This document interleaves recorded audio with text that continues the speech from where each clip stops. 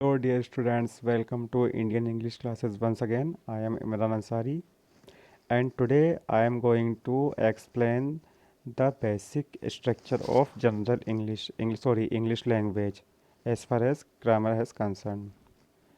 देखिए, कोई भी जो सेंटेंस होता है इंग्लिश लैंग्वेज का वो किस तरीके से बनता है। उसका जो बेसिक स्ट्रक्चर होता है वो क्या होता है बेटा। पहले आता है आपका सब्जेक्ट। क्या आता है पहले आपका, ये देखिए। पहले आपका आता है यहाँ पर, ये बड़े गौर से देखिए आप ज़रा इधर पे, ये देखिए यहाँ। तो फर्स्टली आपका क्या आता है, सेंटेंस स्ट्रक्चर। देखो, basic sentence structure in English language ये लिखा हुआ है ना। इसमें देखिए पहले क्या आता है, सब्जेक्ट।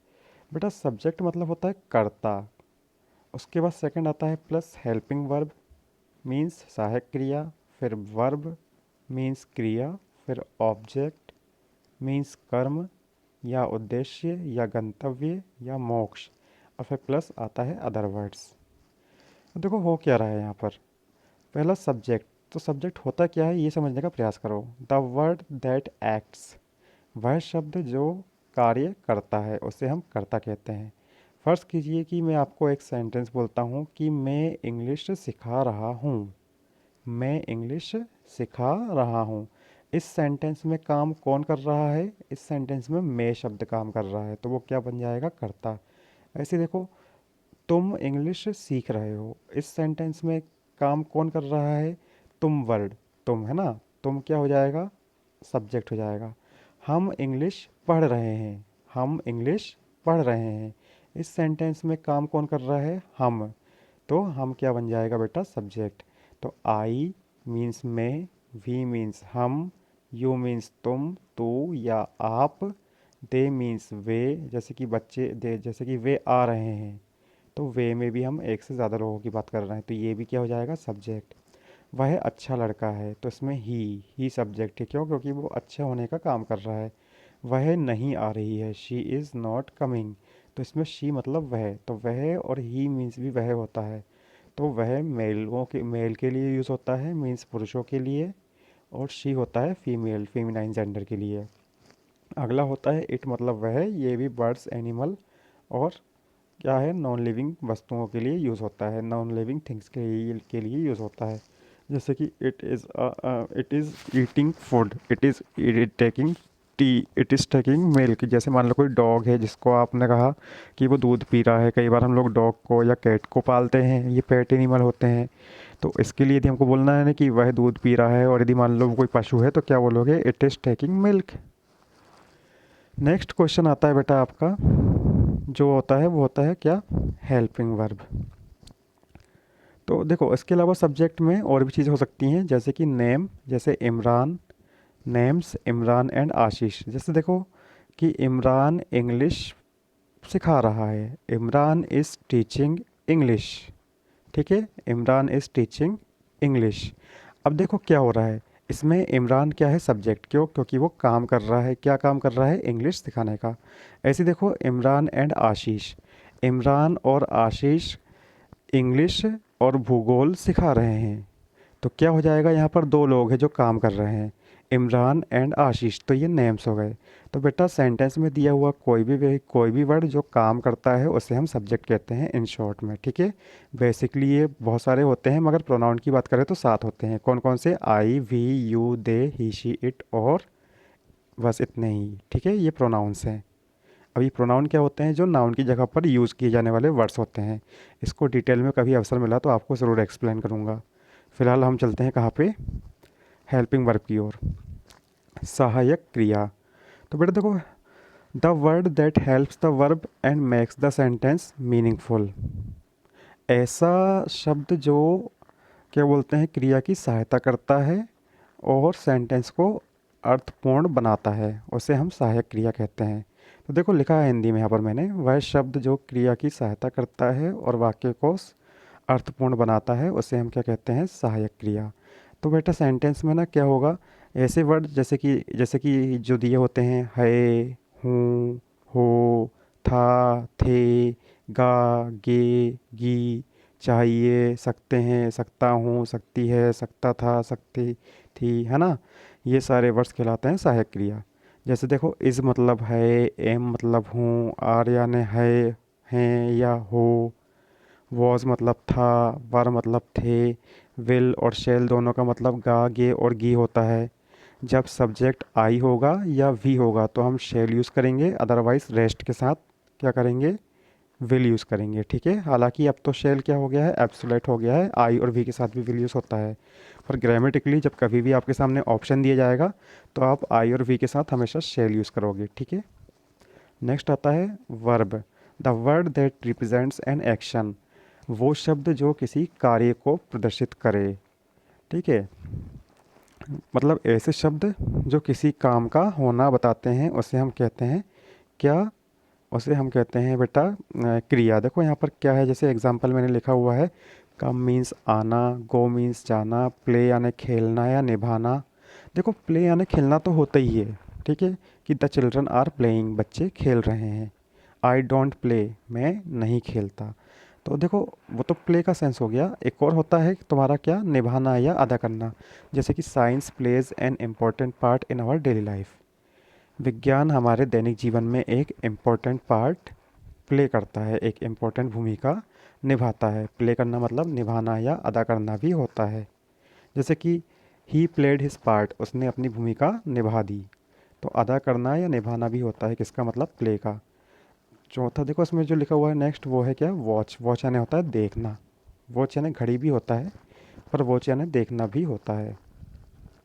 तो क्रिया वह शब्द है जो किसी कार्य का होना प्रदर्शित करती है, जैसे अभी मैंने बताया, कम, गो, प्ले, है ना, वॉच। अब अगला है देखो ऑब्जेक्ट। ऑब्जेक्ट है the word that receives the result of the action, वह शब्द जो किसी एक्शन का जो परिणाम है उसको रिसीव करता है। वो शब्द सेंटेंस में दिया हुआ वो शब्द जो किसी कार्य का जो परिणाम है जिसको भुगतता है उसे हम बोलते हैं ऑब्जेक्ट, कर्म, है ना। वह शब्द जो कार्य का परिणाम झेलता है। उदाहरण में देखें हम, मी मुझे या मुझको, अस यानी हमें या हमको, यू मतलब तुम्हें या तुमको, या तुझे या तुझको भी हो सकता है। देम मतलब उन्हें या उनको, हिम मतलब उसे या उसको, मेल कम्युनिटी के लिए।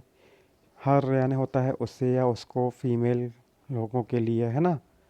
इसके बाद इट मतलब भी होता है उसे या उसको, बर्ड्स, एनिमल्स और नॉन लिविंग थिंग के लिए। साथ में नेम और नेम्स भी आते हैं, जैसे कि राम को एक पेन दो, राम को एक पेन दो। तो यहाँ पर देखो राम जो है वो ऑब्जेक्ट है, क्यों, क्योंकि वो कहीं ना कहीं एक्शन का क्या कर रहा है, रिजल्ट ले रहा है। तो देने का काम किसको हो रहा है, राम पर हो रहा है, तो राम बन जाएगा ऑब्जेक्ट। ऐसे ही राम और श्याम को जाने दो, राम और श्याम को जाने दो, इसमें सामने वाला जो क्या कर रहा है, परमिशन मांग रहा है किसी और से, परमिशन कोई और देगा, तो जो परमिशन देगा वो क्या बनेगा बेटा, सब्जेक्ट। और ऑब्जेक्ट कौन है, जिसके लिए परमिशन मांगी जा रही है, उसका फल कौन भुगतेगा, राम और श्याम। तो ये राम और श्याम आपके क्या हो जाएंगे, ऑब्जेक्ट।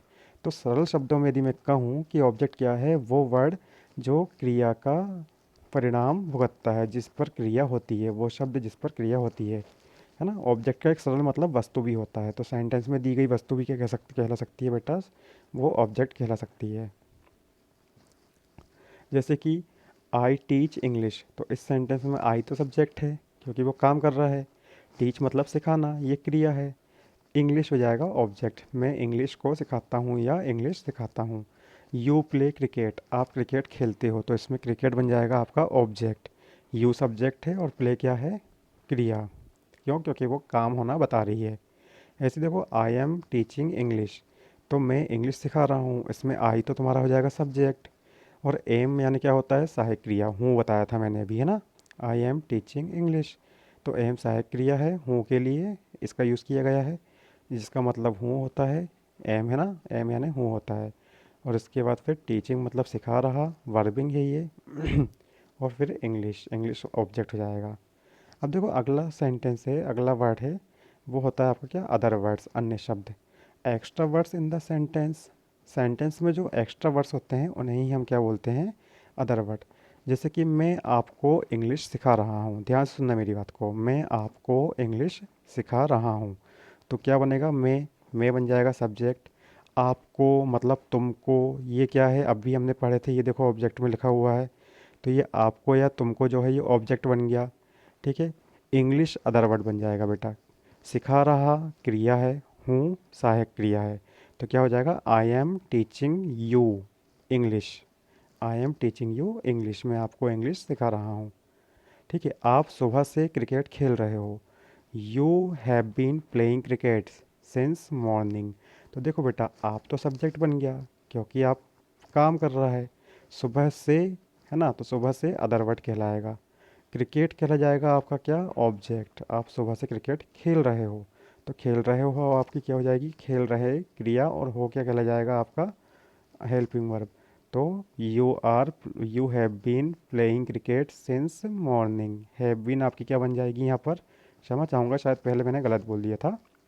यू हैव बीन, तो यू सब्जेक्ट है बीन आपकी सहायक क्रिया है, प्लेइंग मतलब खेल रहे हो क्रिकेट, है ना, ऑब्जेक्ट हो जाएगा, और सिंस मॉर्निंग अदर वर्ड हो जाएगा।